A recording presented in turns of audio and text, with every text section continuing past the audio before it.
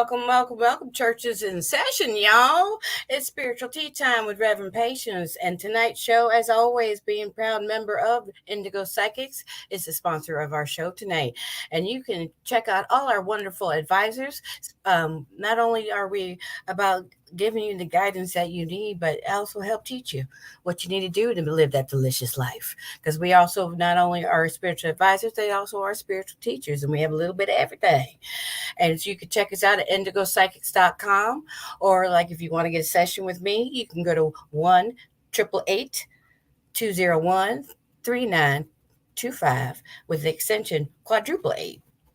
And so tonight we're going to be talking about seances and the gifts of mediumship, and how, especially like how we use it to help others, like so especially dealing with death and, needing that grief and healing and everything. And also too, talking also besides how we do it in the modern times, but also talking, comparing to the way they used to do in the heyday back in the Victorian times, where unfortunately a lot of people, because of, people not being as educated as they are today about dealing with the paranormal, because we got all them shows and scientific, facts and everything compared to the way it was back in the Victorian times, and so we can see the differences. Real quick, give a shout out to Mama Voodoo out there in Vegas, part of the Weird Sisters, and also one of the head members of Wolfshager Hexenbrut, the Las Vegas chapter. She says, "Boo, groans and hisses, my sisters." Thank you for joining us. And then we have our fellow reader, Sister, also known as Casaba Seca. She says, peace.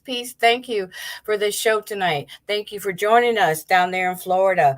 Like I said, I am honored to have back again as to talk about our lovely, topic of tonight, the spiritual gift of mediumship and how we can use it to help others, is the Sisterhood of Magic and Wonder. And Mama Pat O'Keefe and Sister Misty Connor are joining us tonight. Hello, my beautiful ladies. Hello. Looking good. How are you doing? Peace Doing and blessings well. to you, babies.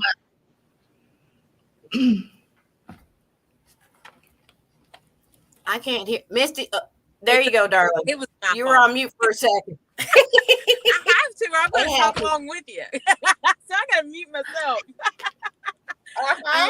Thank you for letting us be here.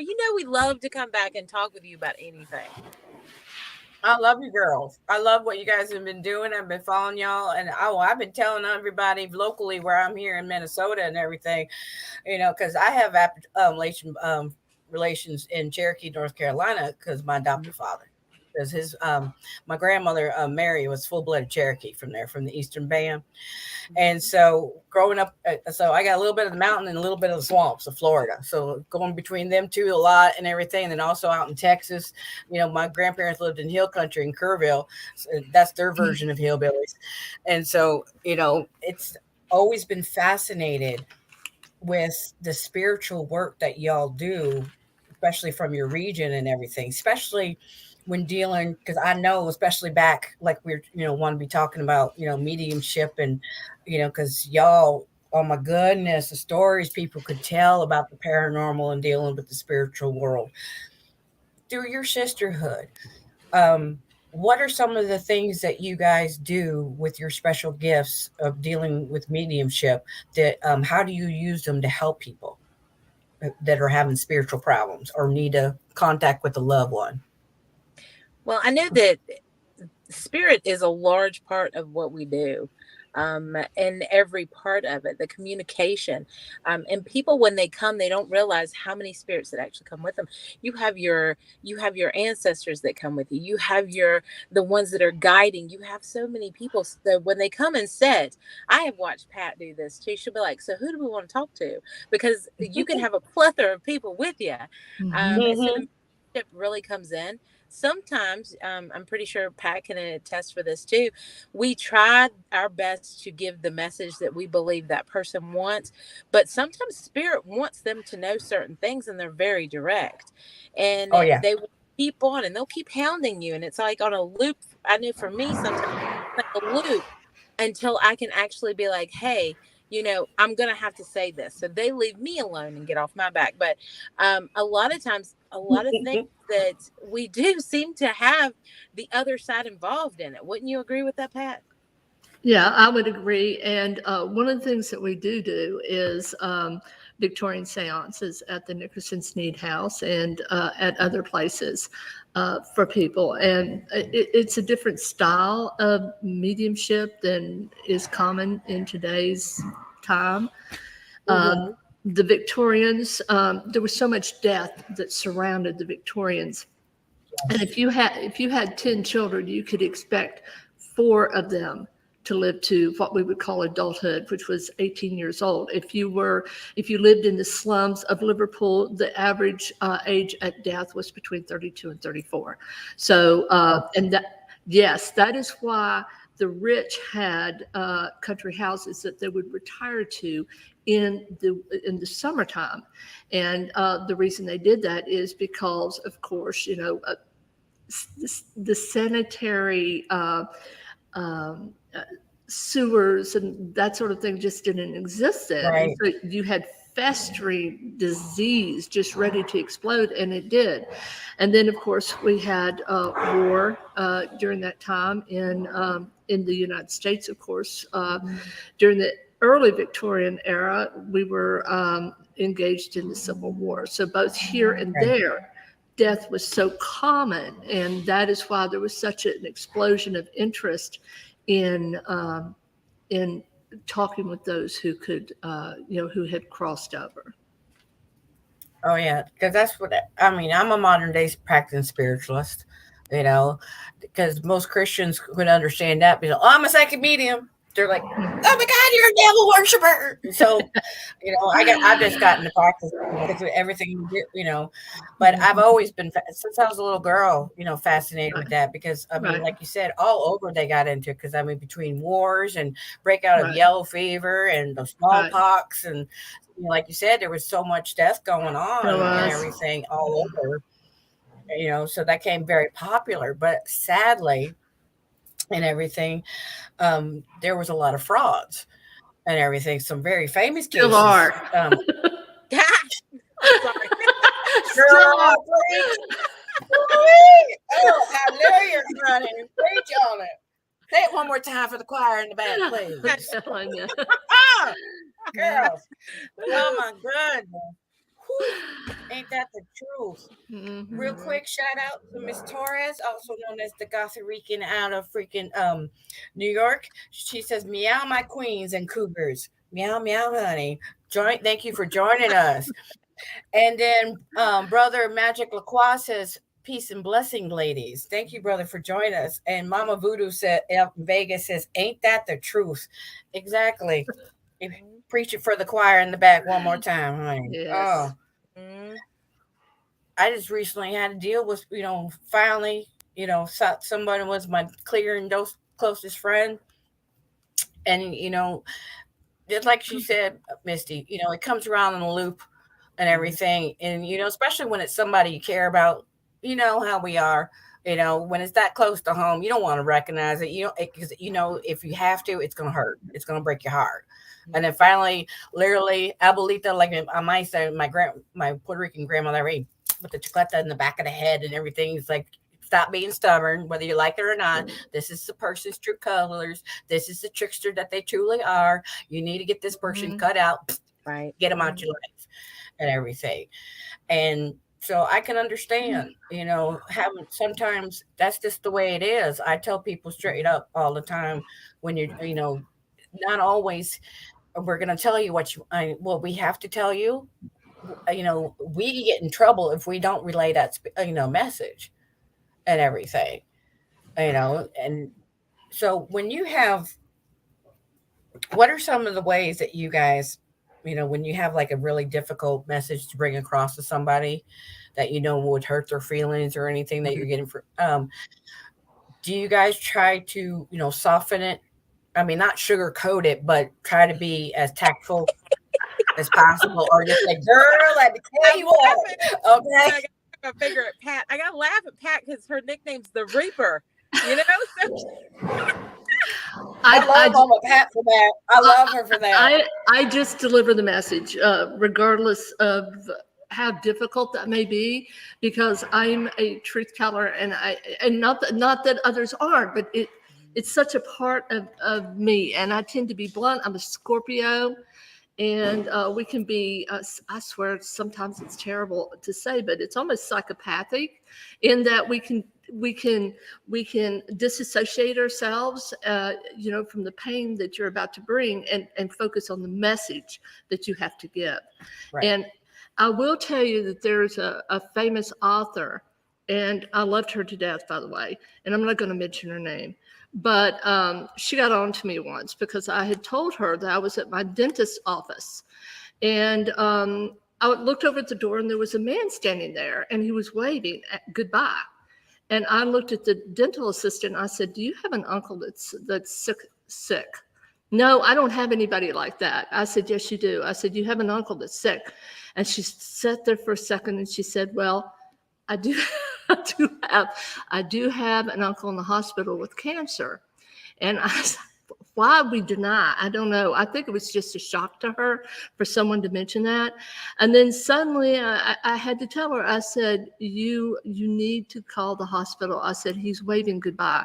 So he is passing now. And so she just screamed and went running out of the room and never came back. I found out that her uncle did indeed die that day at that time. And he indeed was. But what it causes is when I went back into the dental office and I wanted to get my teeth cleaned, she wouldn't work as my dental assistant anymore. And so I got another dental assistant. But back to the author, I told her this story, and she said, "Pat," she said, "never forget that your first duty is to the living." And I would argue that, and I can't help it. Again, I'm a Scorpio, and I live as much on the other side as I do this side, if that makes sense. And I feel that both have to be served. And equal balance, man. Exactly. And it's funny because she would not touch me for like 2 years, right? It's been about 2 years. And when and so when I went back in the last time, she was my dental assistant. They have like 4 in the office. So she was.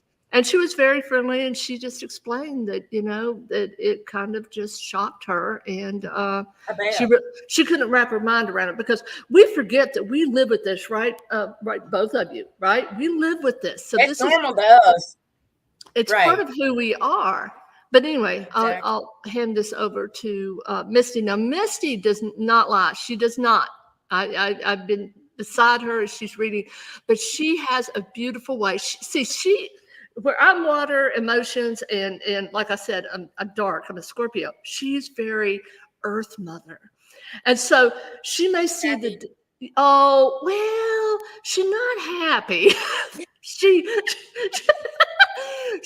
got a serious streak, just as deep as mine, but it's more earthy. See what I'm saying? It's more warm. Yeah. She's warm. I didn't say happy. I said Cappy. Oh, Capricorn.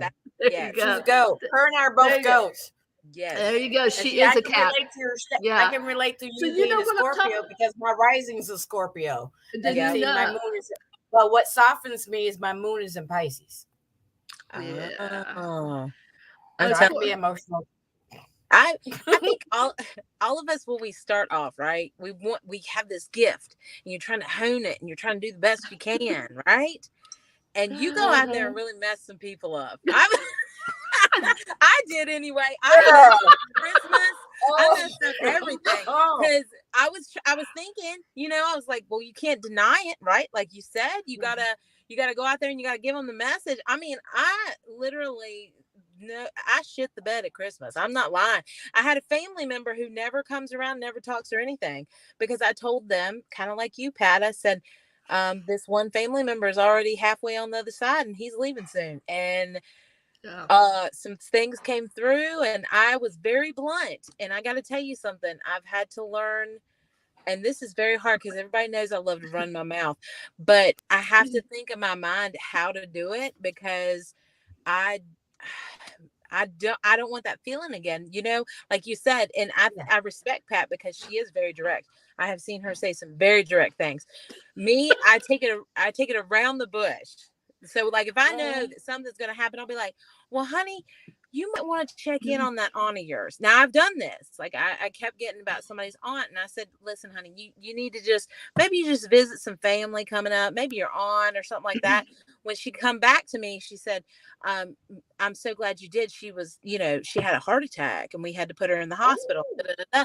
But I have had to soften, like what Pat says. I do. Yeah. I soften it and I spin it in a way, and then later on they'll come back and they'll be like, "Well, I didn't know this was bad gonna happen." I said, "Well, honey, what did you think I meant when I said let's take care of ourselves and not everybody else?" And I've had to tell Right. people that because this right after she had a seizure because she was worried about so many other Oh my people, God. and it was really toxic. And I said, you're whoever's speaking to me here, it was her father.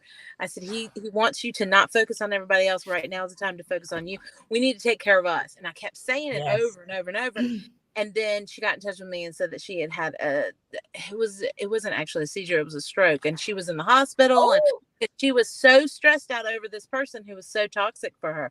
So the Mhm. way I do it is I give you hints, and if you ain't picking them hints up, honey, I can't help you. Girl, And I feel you. I was going to say too, because I would like to go a roundabout back, Misty, to this whole idea as uh, mediums being some sort of a devil worshiping type of energy. Yeah. And we forget that all through the Bible there are prophets who revealed the future. And mediumship itself got a bad rap because of the in the Bible because of the witch of Endor. Right. And but really, and she did practice necromancy. She brought him forward, and the king, I believe it was King Saul, received the message that he Yes. had come there to receive, which basically was he was a crap king and he was going to die because he was hunting David, if I remember right. My Yes. point, my point is um, that prophecy runs through the Bible. And when you talk with someone and they'll say, well, the difference between a medium or a psychic and a prophet is that the prophet is receiving the word of God, and it is for nations, not individuals.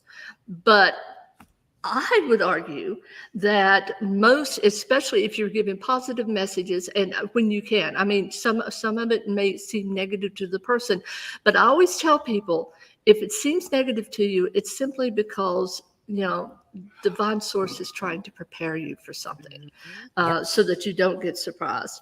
But my point is, and I'm not saying we're prophets, but we certainly are messengers, and we're Oh yeah. receiving those messages from not only divine source, and that energy comes through our gods that are giving us those messages, but as mediums, it opens us up as white light, and I hate to use cultural reference like that, but white light workers, where we're taking those connections with someone who has crossed over, giving messages and creating healing for someone who needed that.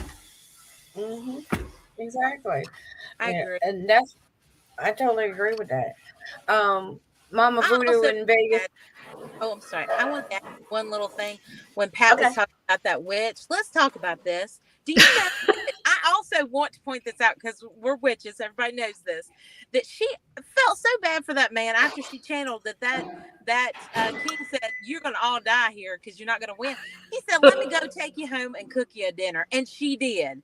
And then he Hmm. condemned her. I just want to point that out. I want to point that out. I know.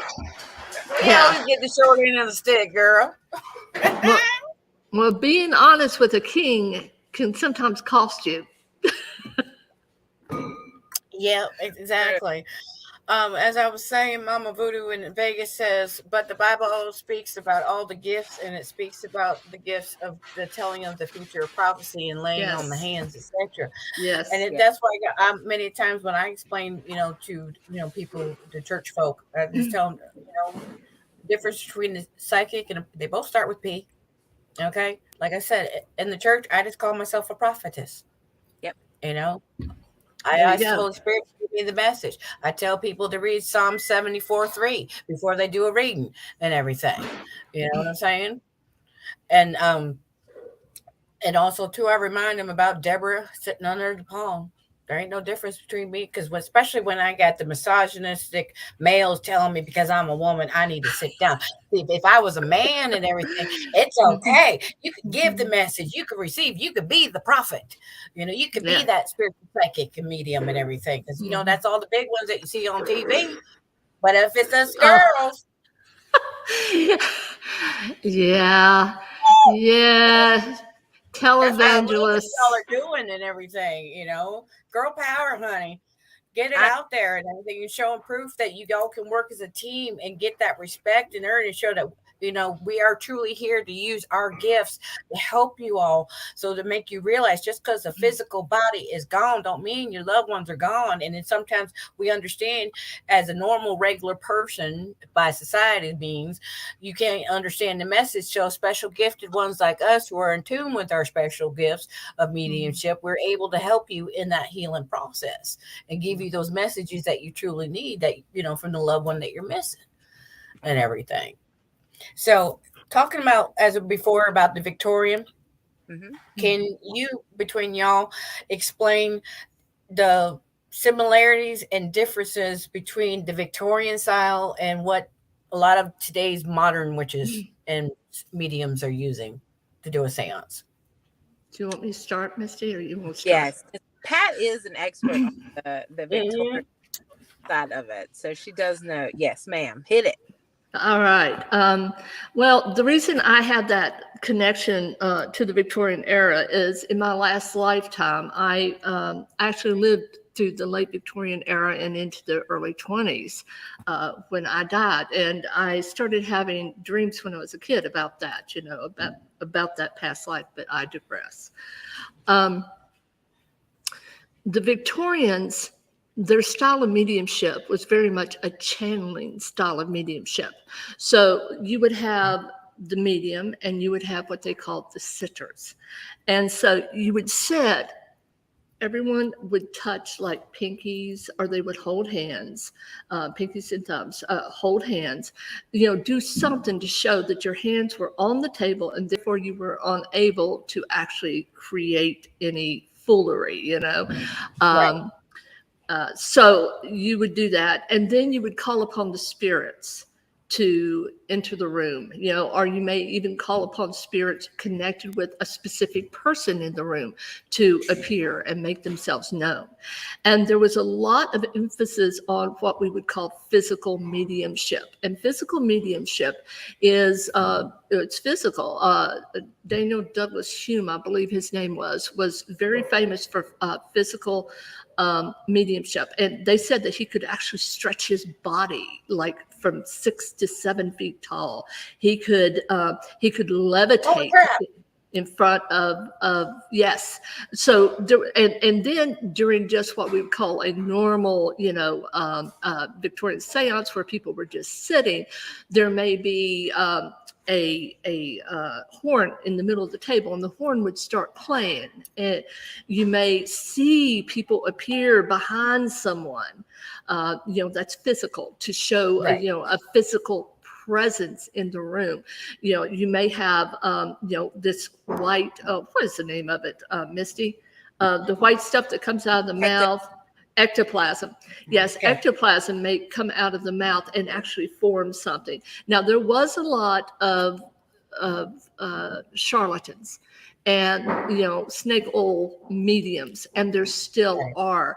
And of course, Unfortunately, I yes, know. unfortunately, there are. And that's another thing I got to mention. I'm going to hand this over to you for anything that I have missed. But the big thing was the channeling, allowing the spirit to sit within the body. And I do that. That is a lot of what I do with mediumship is I actually allow the spirit to sit.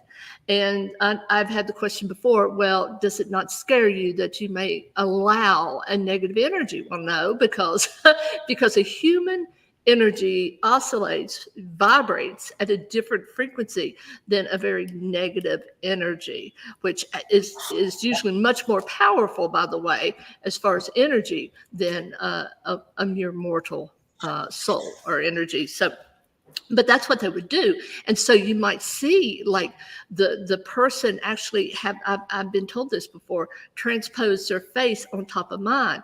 I may be doing something like this because as the medium, you are going to move your hands if you're being channeled.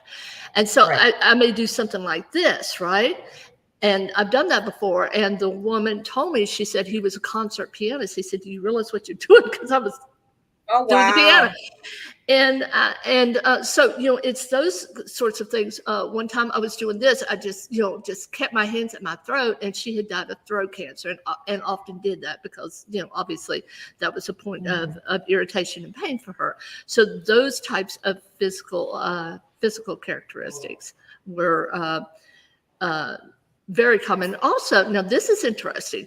They would also, because of the physical mediumship, and this is still done, by the way, and that is that they might start crying like pins or something that something may come from the eye, that.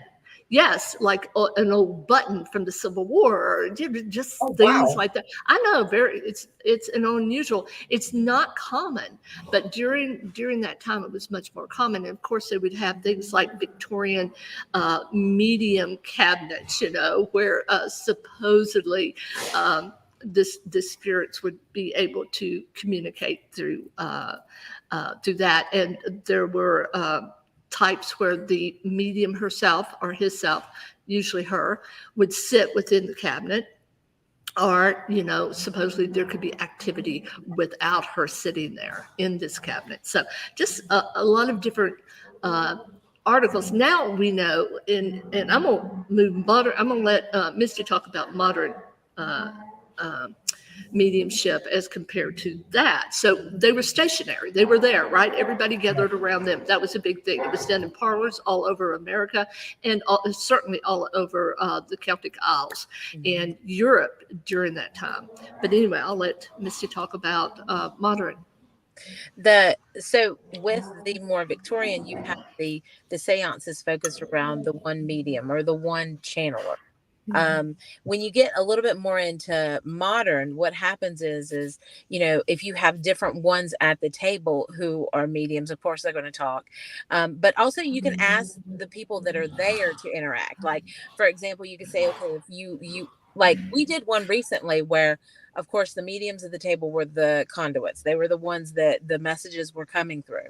But then towards the end, we said, hey, if y'all would like to open it up, tell us what you're getting. And then they were able to give their information. They were able to give their side, like what they were feeling. Did they see anything? That really validates some of the feelings in the room also.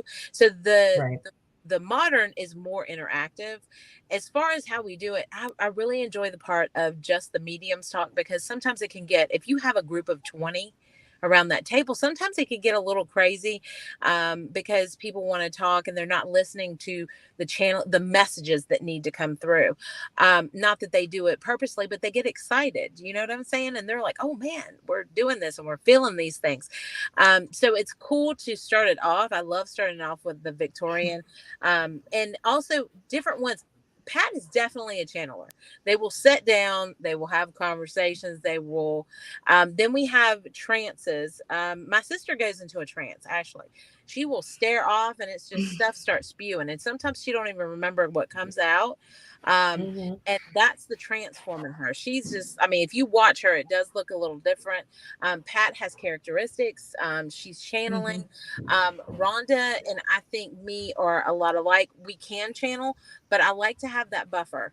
I don't like to get, sometimes when you get, and Pat will probably verify this, when you go into those times, it could get very emotional. And so you can't have any modesty. You can't be embarrassed.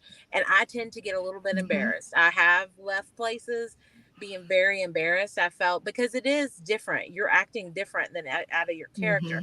So I let them get to a certain amount. And then when it starts getting a lot of repetition in it, I have to get them to back off just a little bit. And to tell you the truth, the quickest way for me is to get the hell out of the area, like walk it off, get Right. the energy off of me. Because people don't realize the longer you sit there and the spirit knows that you can communicate, well, they're going to keep coming back. I seen Pat do this recently. She's like, I'm going to have to step out of here because it kept getting stronger and stronger with this one lady that she was channeling through. So those kind of things. And it's very interesting. I think every medium that sits at a table brings a different aspect and a different way that she can communicate with the other side. And it's a beautiful thing, really it is. And sometimes you're giving messages that these people have just been waiting for, or one word, or it comes across different ways and stuff like that.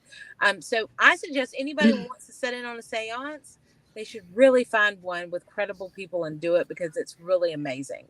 We've seen and interacted with a lot of souls, whether it be on this plane, on the other plane. And it's just something that it will really shock and amaze you how accurate these can be, and how like when Pat's channeling, how accurate she is to that person's persona, or the messages that are coming through, whether they're in the trance or whether they're in I do mine in writing. I've started doing this recently. So sometimes it depends on how you do your circle. Some people hold hands, some people touch pinkies. It just depends. But I try to write, so sometimes I get them to go around me, so I'm in the circle but still not. And I tend to get a lot of energy that way, and a lot of messages that are meant to come through. Just every medium's different, but it's really a beautiful thing. And I suggest anybody try it. They really should. With experienced and well-educated people, let me put it that way. Girl, because trust me, oh, the foolish.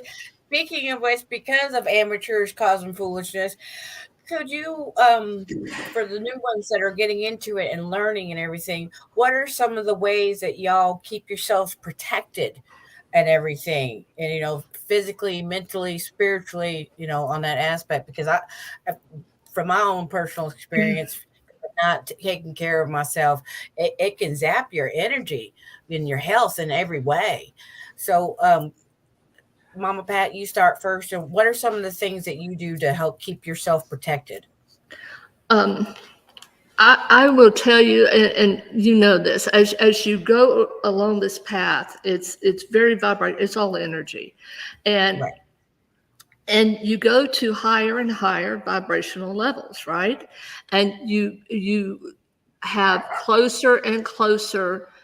Um, a closer and closer relationship with your spirit guide or gods. And Right. that is going to keep you out of the most trouble. I mean, the worst things can be thrown at you, the worst energy. You can't do it all on your own. I'm sorry. You can have all the crystals, for protection. You can ground, Yes, yes. you could sage yourself, you can spray yourself with salt water. But Mhm. the number one thing I tell young, people who want to increase their own abilities is get a relationship with spirit first, period. Because Yes. that will protect them when nothing else can. So that's the first one. Find out who your spirit guides are. And you don't have to know that spirit guide by name. You don't have to know it really by essence. Is it an ancestral? Is it an ascended master? What you need to know is that feeling, that connection that you feel. Because if you have that connection, if you can feel that connection, that energy is going to move to protect you. So, that's the first thing. I mean, we can go into magic, we can go into so many different paths, which if you are, you have been on the path, of course, you're going to take more. It's almost like going into battle and you have more armor. Correct? Yes. Like the crystals, like the cleansing, like the grounding, all of these things. But the number one thing is to have that relationship with spirit, and I say divine spirit. I mean, because if you are on the path for good, I'm sorry, that energy just comes to you. It will come to you. Yes. Misty? You know what? In the beginning, I think, and I take this back to the beginning because I know there's a lot of newbies out there. or people that just are experiencing this path, I feel like I've been in this for, God, you look back on your years and you're like, oh, it's only been this. And I feel like I've been in this like lifetimes. Yeah. But when I first started, everybody was like, oh man, you got to ground, you got to cleanse, like Pat was saying. But to tell you the truth, that relationship is going to help you so much more. People don't realize, and I'm so glad you said that, Pat, because when I sit down, whether I'm doing a reading, whether what I'm doing, I do a prayer. And that prayer involves, for me, the higher spirit, which I do consider God. And then mine's guides, guardians, or anybody who's protecting me on the other side. Please, protect this group. People probably don't understand that. I'm trying to cover all my grounds. And it's Amen. weird because as you do that, you realize you don't have to know exactly who they are, but that energy. And there's certain cues that I will get that they're there with me. Yes. They give you signs, they give you smells, they give you colors, they give you anything that you've made as that designation. And I'm going to tell you something, and I know this is going to sound crazy to y'all. Well, it ain't going to sound crazy to y'all, but it's going to sound crazy to somebody who's just listening in. But Pat mentioned cleansings before, and I've had people come up to me and be like, well, you need to be careful with that. And I have never, ever, that's something that I do. I do the folk cleansings like that. People would, I guess you could consider it laying hands, but I don't lay hands, but it's kind of that energy. My energy is different. Right. And I'm going to tell you, people, they say, aren't you afraid? Because that energy is going to get on you. And for some reason, I'm not. I've never been afraid, and I feel completely protected. And I believe it's because when I do that, you go into a different, like you go into a trance, into a different connection. Yes. And it is different, and it's almost like it's protected. Like me and Ashley live in our grandparents' house, and we've said this since the beginning. We knew no matter what we got into, whether we were investigating years ago or whatever, when we stepped through that threshold, we were protected, and we 100% knew it. Didn't know why, didn't know what, but it's because you have those guides, those guardians, those ancestors on the other side. They're like, whoa, wait a minute, this is claimed. This person is claimed. I am protecting them. And I've actually encountered that with my cleansings. Is I was doing this on this one gentleman, and he was heavily guarded by deities, by other things, and I knew it because it was almost like there was two souls in there. One of what was guarding him, and then him. And I had to sit down and be like, we're going to talk about this because I this is crazy what's happening. And he automatically knew the names that were coming through that I could tell him that was associated with the spirit that was with them. He knew all these things. So people underestimate how much they have with them on the other side. So I agree with that, Pat. I agree. The first thing you need to do, and it will help you also if you're trying to do a seance or you're trying to do mediumship, you got to make that connection with the other side to even be able to give a product. You know what I'm saying? So it's a double fold. It'll protect you, plus it'll help you on the messages you're supposed to be giving. One quick thing before we leave seances completely, or the Victorian era completely, the difference that Misty got into was when we do a seance now. But one of the biggest differences between then and now, besides the channeling, is that you have one person and they're actually on a stage, or they're actually walking around, and they did that too with the Victorian era, but it's much more common to have one person that is just running around, if you will, more mobile. They're not sitting there in a darkened room, and they're much more mobile, which is interesting. And I will tell you too, you live and learn. Like you were talking about, how we give bad information out. I have trouble with that. And I know this is going to shock Misty, but I have trouble with telling someone that their loved one has died. If I am working a cold case, let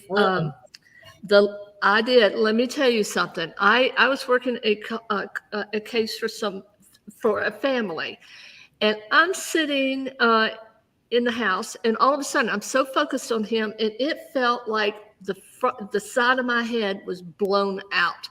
And I thought, oh my God, this man has killed himself with a gun. He has blown his brains out, and they're going to find him. But I could not bring myself at that time. See, I had to work through these things. I could do it now. But then it was like, it's hard. Let me tell you, that's what people don't get. It is hard when you got a family, with all the hope in the world, and you are like their only hope, and they are staring at you, and what has happened. And the one thing I could give them was that he will be found within the next week, because I felt it in my bones that he would be found very shortly. And but to actually convey that, I'm sorry, but your loved one has put a gun in his mouth and blown his brains out. And by the way, it was so intense that I thought I might have had a stroke. That's another thing they don't, and that's part of that's the channeling. We call it shadow death. But this time it was like I experienced what that man felt. I ended up in the emergency room. So Oh my God. I mean, I know that modern, and I bet anybody out there that does this, that has a comment, I bet you'll agree with me, that it looks like it's all fun and games, and it's not. It's serious. You're dealing with life and death for people, literally. And it can be, I don't want to say a heavy burden, but it can definitely make you pause and realize how serious this is. Oh yeah. Oh yeah.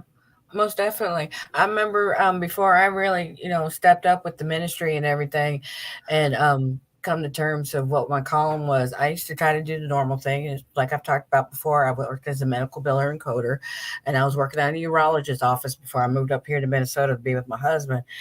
And we had a major case going on in the county. This famous plastic surgeon of Palm Beach, wife and him he had a midlife crisis and had an affair with a woman half her age. I mean, he was old enough to be the girl's father. I mean, the girl was like 19, he's 50 something. Anyways, they didn't have a prenup when they got married, so she was taking him for everything, and he didn't want to give up everything.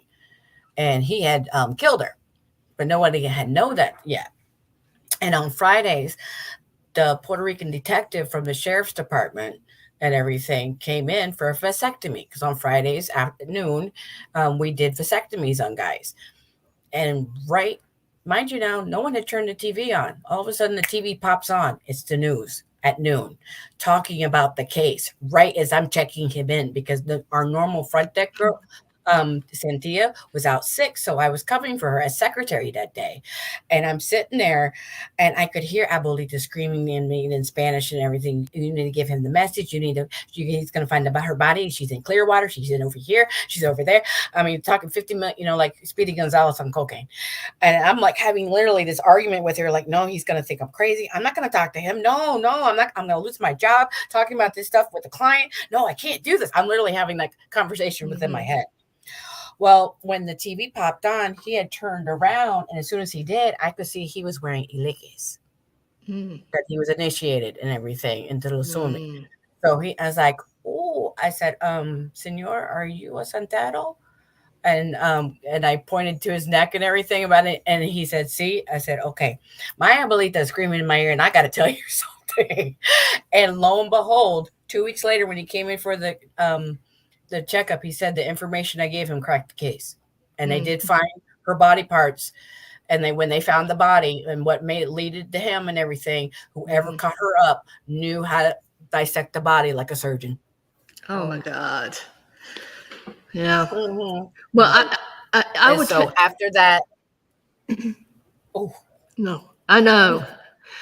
I was going to say, we were talking about charlatans, but sometimes it's like people are, how do I put this? People are pushed. There's a young girl that has a gift, or she did. I'm not sure if she still has it, because, sometimes we put these things away and close the door. But there was a family who was missing their son and their brother, and her family took her, went to them and said, the body's in the landfill. And so you had this county spend a week going through this, the cops and first responders that volunteered going through this landfill. And of course he wasn't there. You see what I'm saying? And that's wow. And so it makes it makes some first responders, some police, uncomfortable with working with Oh yeah. people like us, because there's so much of that out And there. it's so sad that that happened and everything, that Mhm. they would take advantage of that, you know? Mhm. I mean, I personally myself have remembered, the first time I really, because I was, as I said, born with the born with the veil over the face. Mhm. Mhm. Mhm. And I remember at 8 years old, I was adopted, and my grandpa Jay, which is my daddy's father, when he passed, he was a Masonic brother, and he knew I had a Mhm. gift. And he had 22 grandkids. I'm the only adopted one, and he knew I was special. Yeah. And like I talked about it before, he gave a message. He came to me and told me about he was saying goodbye, and he goes, "Tell your grandma I said, Big Daddy says, baby girl, everything's good. When the time is right, take care of them grandbabies. I'll be Mhm. waiting for you. Okay? No rush. You need to be there for them babies." Well, the family freaked out because the only time they said Big Daddy and baby girl to each other is when they were having relations. You know what I'm saying? Yeah. Us as Yeah. 8-year-old know about this. Honey, they were taking me to church. Remember, I grew up in the Pentecostal church. So they're Yeah. laying hands on me, breaking all forms of witchcraft and psychic Mm. abilities and necromancy. And when I finally got ordained and everything, and took me getting ordained to make my mama take me seriously about my spiritual work, because she ain't no different than me. Like I told her, I pray to Big Mama, aka Holy Mother Mary, and you pray to Jesus. Well, Right. I told her is the difference between you and me. It's just tomato, tomato. We're doing the same Mhm. things. I would say you're the one who taught me about the medicinal herbs. Grandma Henrietta taught me all her little conjure tricks and Yeah. everything. I mean, come on, who did you think taught me about the pecan pie to get money out of Grandpa? And she goes, "Oh yeah." I said, "What do you think all those little notes inside her Bible was?" And Yep. she's like, "I didn't think about that." I said, "Yeah, Mama." I Mhm. said, "We Mhm. don't call ourselves witches. We're keepers of the prayer closet, Yes. prayer And healer. warriors." You Yes. Mhm. know, like Yep. I said, instead of saying we're psychics, we're a prophetess. Mm. We work with the Mhm. Holy Spirit. Instead of Mhm. saying, Yeah. we're talking about, because not everyone understands about guides and all that stuff Mhm. and Mhm. everything. So it's like learning, how to speak to people in their spiritual language when dealing with Right. about, it took me that's why I went to school and got my doctorates in world religions, and they're not because I'm trying to practice everything. And so that when someone comes to me and I have spirit screaming in my freaking ear, well, I need to tell Mhm. them a message. And it's like, okay, they're not a regular client. I don't want to seem like I'm crazy. I'm trying to, keep to myself. Mhm. I'm out here grocery shopping. Do you mind? Do we really need to say something to somebody? When spirit tells you, you got to do it. Because I Right. know for a fact, have you and like you talked, Misty, about, that repeat and everything. Mhm. I've literally gotten spanked for not giving the message. And it's like when I come through and I tell you you have to give a message, you give the Yeah. message. It's like, yes, ma'am. Yes, sir. Have you, Mhm. Mama Pat, had that similar type of situation ever come through like that? When spirits trying to relay a message? For me, Yeah.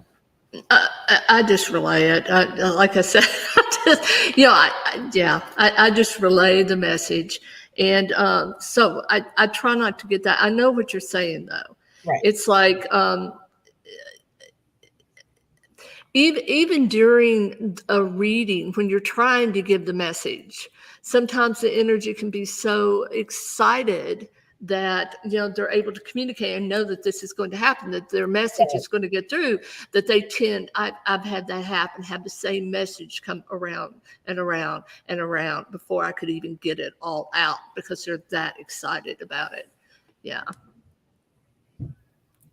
And so with this gift and everything, when people are starting, whether they're young or old, because like some people for the longest time they were made to suppress it, they told they Mhm. were crazy, because a lot of us were indigo children and Hmm. everything. Like the name of my lovely company that is Yeah. sponsoring this lovely show tonight, Indigo Psychics, Hmm. is that they have these gifts and they don't understand it. They're seeing things that the average person's not seeing, and they try to Yeah. tell grown folk about it, or they try to tell their loved ones about it, Hmm. and they're treat them like they're devil incarnate, or they should be locked up hugging themselves in a padded room. How do you help people understand that they're not crazy, that this is actually what it is a special gift, and that they're meant to help people with this gift. Misty? She's our Well, Earth Mother. I'm going to tell you, and this is the coolest thing. And I've had so many people reach out to us, especially on TikTok, which I didn't even, we're trying to build that demographic. But we have started to offer classes because Mhm. listen, there are people, we luckily found each other, right? But Right. there are people out there that never do, and they think they're different, and they are like, I'm such an oddball, and there must be something mentally wrong with me. We had Mhm. a very large class this last time, hoping to grow it Mhm. next time. Oh, congratulations. Yes. Mhm. And it was just in our classes, I think that we really stress, I know I did in my class that I taught, is look around, get to know each other, because the community, if you have a strong community, Mhm. whether you practice, Appalachian, if you're from the Appalachian like we are, if you're eclectic, if you're, Thelema, if you're Wiccan, if you're, I don't care. What I care about is that we all are on a spiritual path. And if you respect each other and you don't judge each other, could you Mhm. imagine the stuff we can do? So to Yeah. me, Amen. it is trying to put them in a community. And I think it's to all of us, is to Mhm. try to put them in community where there are people who have went through this that can guide them. And then they have to do the work themselves. I mean, you help them, but this is, everybody's spiritual gift is a little bit different. So you Mhm. can take what we say, and it's very educated because we've been in this for a while, and Mhm. then you put it to work. You have to put it to work for you.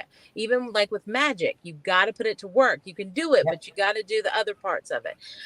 So it's the community that I think that we're really trying to build. It's the classes, so you get the education out there for people, so they aren't miseducated and they're not doing stuff that would Yes. maybe hurt them, or they they feel that they have a support system. I guess that would Mhm. be. What do you think, Pat? I think you nailed it, and that's going back to our idea of getting to know your spirit guide. Yeah. It's in steps. You just don't go running out into the darkness and saying, "Here I am. I'm a little light. Come to me," because you don't know what's coming to you. And you Oh, mentioned community. Reverend Patience, it's been a joy to have met you, and it's amazing how I don't really believe in coincidences. I Mm-hmm. believe that things right. are put in front of us. We either accept it or we don't, and that goes for people also. But the first time I spoke with you, I thought this girl has mojo to spare. Yeah. She's Love got you a kindred guys. soul, Mhm. very much so kindred soul. It's almost like, Yes. when you meet people and you just click and you're like, you know what, we fought some Mhm. wars in another lifetime, ma'am. Yes, I Together. believe Yeah. it. I Yeah. believe it. I Yeah. strongly believe it.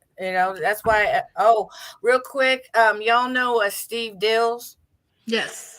He Steve, says we love our we love he our says Steve. I agree 100%. Misty and Pat are two weird ladies, and he has a and a heart. I'm gonna hurt him.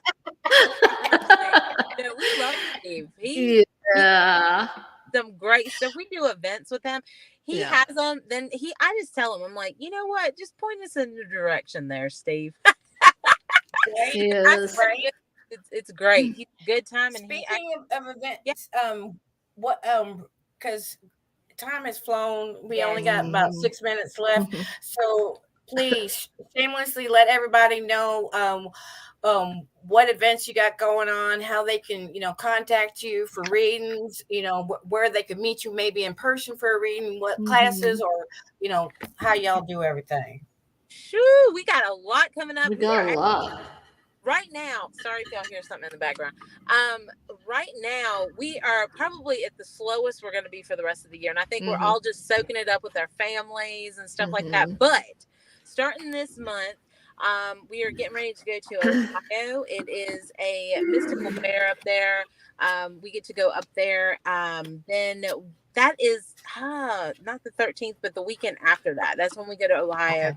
Okay. It's a great place up there. They have a really good community for spiritualists up there and energy.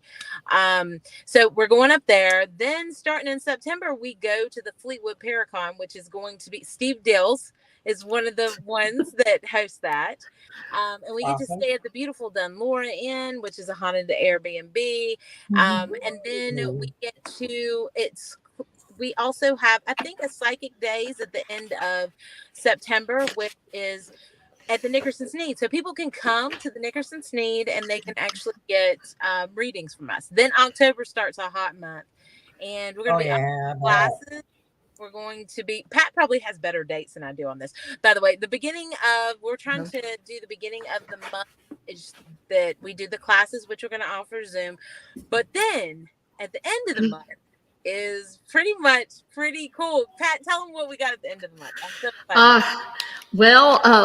That's when the documentary is going to air, and it's going to premiere at the Legacy Theaters in Bristol, Virginia, and we're really, really excited about that. And that is the baby, if you will, of Jerry Sword with Sword and Stone Entertainment, and also T. Lee Films with Terrell Lee, and Terrell is a brilliant cinematographer, and then this is Jerry's idea. He's the director, and it's been a joy working with them because they're so professional, and what we've seen has been, as they said, Hollywood level. So we're extremely excited about this. And then also, I'm sorry, popcorn, tea. My ass is gonna be front row with even if it's virtual, honey. I can't wait. I'm excited. A big thing that happened today with that I wanted to throw in, Pat, was our poster got put up in the theater. How they put that big one, you know what I'm saying? Like Tom Cruise on Top Gun. Yeah. There's a Season of the Witch there. So I'm so excited. I can't wait to see it. I know. Yes. And I love it. We're super excited, and we've got more. We're working on our second book, which is really going to focus on spells and spell work. So that's going to be our second book. We do have our first book out, which is Spells and Stories of the Sisterhood of Magic and Wonders. We have we have some cards, which we sent you one, and a pack. And then we actually already have, and these are going to be released at the first of the year, but we have our second set, the Sisterhood of Magic and Wonders Oracle cards, and I'm going to show Misty's. So these are a set of 44 cards, and they'll be available the first of the year along with our book. Now, the book's probably going to be early spring. But we're excited about all of it. My birthday's January 6th. I'll take a pack all signed by you ladies on your cards. I want an autograph. We will get them to you. And also, we do charity work when we can. And I'm going to be in Abingdon, Virginia on Saturday. I'll be working for 4 hours, and all of the proceeds is going to go to Meals on Wheels, and I'll be speaking there also. So a really good cause. In our area, we were talking about it earlier. We have a very we're rural, so we po. There's a lot of poor people in our area. So the work that these people do with Meals on Wheels is just wonderful. And I love having you ladies on here. Thank you again so much. Again, tonight's episode has been sponsored by Indigo Psychics, which I am not only a spiritual advisor for, but also a proud co-owner. And please, if you need a session with us, you can go to indigopsychics.com, and you need a session with me. You can find me at my extension of the quadruple 8, and our number is 1-888-201-3925. Again, ladies, thank you so much for being on the show. I'm so excited for you guys. I can't wait because I want to watch that. I'm going to be, like I said, sitting there with popcorn, drinking my tea. Front row, baby. Love you, honey. Love you. I love you guys. Everyone. Bye, everyone. And have a good night.